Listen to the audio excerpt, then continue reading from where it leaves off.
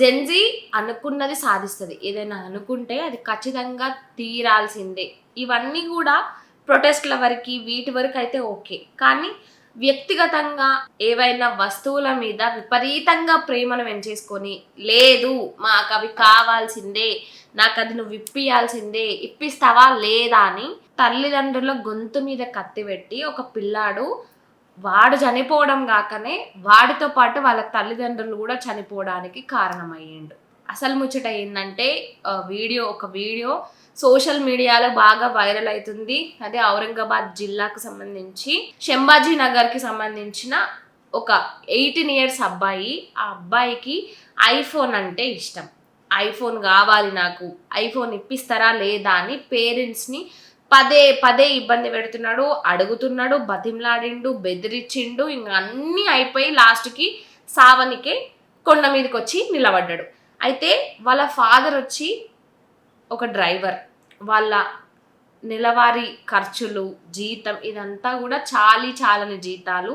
ఎట్లా అంటే ఒక్కరోజు పనికి పోకపోయినా పూట గడవదు అన్న పరిస్థితి ఆ పేరెంట్స్ది. ఇక తల్లి కూడా చిన్న చిన్న పనులు చేసుకుంటూ ఉంటుంది. ఇక ఈ అబ్బాయి చదువులకు వీటన్నిటికీ ఖర్చు పెట్టడానికి వాళ్ళ దగ్గర అంతంత మాత్రంగా ఉంటాయి. అట్లాంటిది వీడు ఉన్న పలంగా నాకు ఐఫోన్ కావాల్సిందేనని వాళ్ళ గొంతు మీద కూర్చునేసరికి, లేదు నాన్న అట్లా కాదు నాన్న అని వానికి బుజ్జగించి మంచిగా నచ్చ చెప్పినా కూడా వినకుండా మొండికేసుకొని లాస్ట్కి ఏం చేసిండు, వాడి ప్రాణాలు వాడి తల్లిదండ్రుల ప్రాణాలు కూడా తీసేసిండు. అసలు సోషల్ మీడియాలో మనం చాలా వీడియోలు చూస్తున్నాం రీసెంట్గా. తల్లిదండ్రులు ఇట్లా కష్టపడి అంటే వాళ్ళ రెక్కలు ముక్కలు అయ్యేంతగానం కష్టపడి ఆ పైసలతోన చదివిపిస్తుంటే ఒక బంగారు భవిష్యత్తు కోసం వాళ్ళు కూలి పనులు చేసుకొని మరి సగం సగం తిని తినక కడుపు మార్చుకొని తమ పిల్లల భవిష్యత్తు బాగుంటే చాలు, తమ పిల్లలు తాము కష్టపడినట్టు కష్టపడొద్దు, మేము చేసే వెట్టి చాకిరి వాళ్ళు చేయొద్దు, వాళ్ళన్న ప్రశాంతంగా మంచిగా దర్జాగా బతకాలి అని ఇప్పటి వరకు ఎంతమంది తల్లిదండ్రులు అట్లా కష్టపడుతున్నారు. కానీ పిల్లలు మాత్రం అసలు వాళ్ళని ఏం అర్థం చేసుకుంటున్నారు? ఉన్న వాళ్ళు అంటే సరే, ఉన్న వాళ్ళ విషయం పక్కన పెడదాం. లేని వాళ్ళు అయినా కూడా పిల్లలకి ఏ లోటు తెలియకుండా, అసలు ఏమి తెలియకుండా ప్రతిదీ అడిగినట్టు ఇప్పించుకుంటా, అది పుస్తకాల విషయంలో కానీ, బ్యాగ్ కానీ, బట్టలు ఏదైనా, బొమ్మల విషయంలో ఏదైనా సరే తాము ఇబ్బంది పడైనా సరే ఆ ఇబ్బంది పిల్లలకు తెలియకుండా పెంచుకుంటా, వాళ్ళని అంత మంచిగా చూసుకుంటా గారాబంగా పెంచుకుంటూ వస్తుంటే ఈ పిల్లలు మాత్రం ఎట్లున్నారంటే ఒక ఐఫోన్ ఇప్పియలేదని ఈ శంభాజీ నగర్లో జరిగిన ఇన్సిడెంట్, కొండ మీదకి ఆ అబ్బాయి కొండ మీదకి వెళ్ళి బెదిరిస్తుండు తల్లిదండ్రుల్ని, నాకు ఐఫోన్ ఇప్పిస్తారా లేదా, నాకు ఐఫోన్ కావాలని. వాళ్ళు ఏదో నచ్చ చెప్పడానికి ట్రై చేస్తున్నారు, నచ్చ చెప్తున్నారు, అట్లా కాదు బిడ్డ ఇట్లా బిడ్డ అని చెప్తున్నారు ఇద్దరు పేరెంట్స్ ఇద్దరు. అయినా కూడా వాడు లేదు లేదు అని ఆ కొండ అంచు వరకు పోయి లాస్ట్కి వాళ్ళ ఫాదర్ వాడిని కాపాడడానికి దగ్గరకు పోయేసరికి వాళ్ళ ఫాదర్ జారిపడ్డాడు, ఆ అబ్బాయి జారిపడ్డాడు, వీళ్ళిద్దరు కింద పడిర్రు, చనిపోయారు.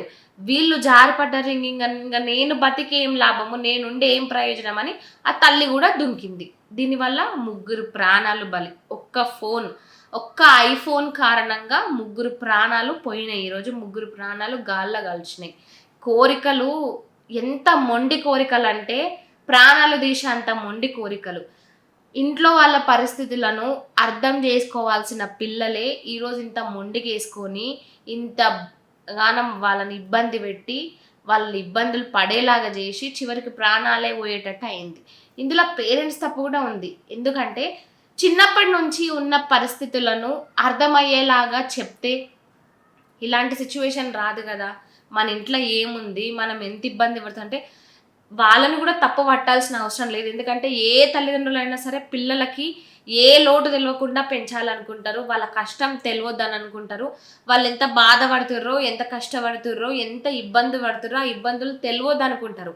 కానీ ఇలాంటి సిచ్యువేషన్ చూసినప్పుడే అనిపిస్తుంది ఆ ఇబ్బందులన్నీ తెలవాలి. తెలిస్తేనే ఒక రూపాయి విలువ ఏందో తెలుస్తుంది, కష్టం విలువ తెలుస్తుంది, పైసల విలువ తెలుస్తుంది. మనకి ఏముంది, మనం ఏ పరిస్థితులు ఉన్నాము, మనం మన తల్లిదండ్రులను ఎంత బాగా అర్థం చేసుకోవాలి, వాళ్ళని ఎంత మంచిగా చూసుకోవాలి, మనం ఎదిగి మనం మంచిగా చదువుకొని వాళ్ళని కూడా పైకి తీసుకురావాలి అని ఇలాంటి ఆలోచనలు ఇలా అర్థం చేసుకోవాలంటే ఖచ్చితంగా తల్లిదండ్రులు ఉన్నది ఉన్నట్టు పిల్లలకి చెప్పాల్సిందే. ఎవడో ఐఫోన్ కొన్నడని, ఎవడో బైక్ కొన్నడని, ఎవడో కేటీఎం కొన్నడని, అది కొన్నడని, ఇది కొన్నడని, నాకు ఇది కావాల్సిందే, నువ్వు నాకు ఇది ఇప్పియమని ఈ గొంతు మీద కూర్చునేటోళ్ళకు ఎంతమంది గొంతు మీద కూర్చొని ఉంటారు కదా. ఇప్పటి వరకు చాలా మంది తల్లిదండ్రులు కూడా అప్పులు చేసైనా సరే, అప్పో సొప్పో చేసైనా ఈఎంఐలు అయినా పెట్టుకొని అయినా వాళ్ళకి కావాల్సింది కొనిస్తారు. వాళ్ళు కొన్ని వీడియోలు చూస్తే నిజంగా ఎంత బాధ అనిపిస్తుంది అంటే, తల్లిదండ్రులు వాళ్ళకి అసలు ఏజ్ కూడా చాలా ఏజ్ వచ్చి ఉంటుంది, వీళ్ళు ఇంత మొండిగా నాకు ఫోన్ కావాల్సిందే అని కూర్చుంటే పైసలు వీళ్ళతో అప్పో సప్పో చేసి అవి తీసుకొచ్చి ఇట్లా ఫోన్ కొనిస్తుంటారు. ఆడ పైసలు తక్కువైనా కూడా మళ్ళీ అప్పే చేయాలి. ఇంత ఇబ్బంది పెట్టడం ఎందుకు పేరెంట్స్ని?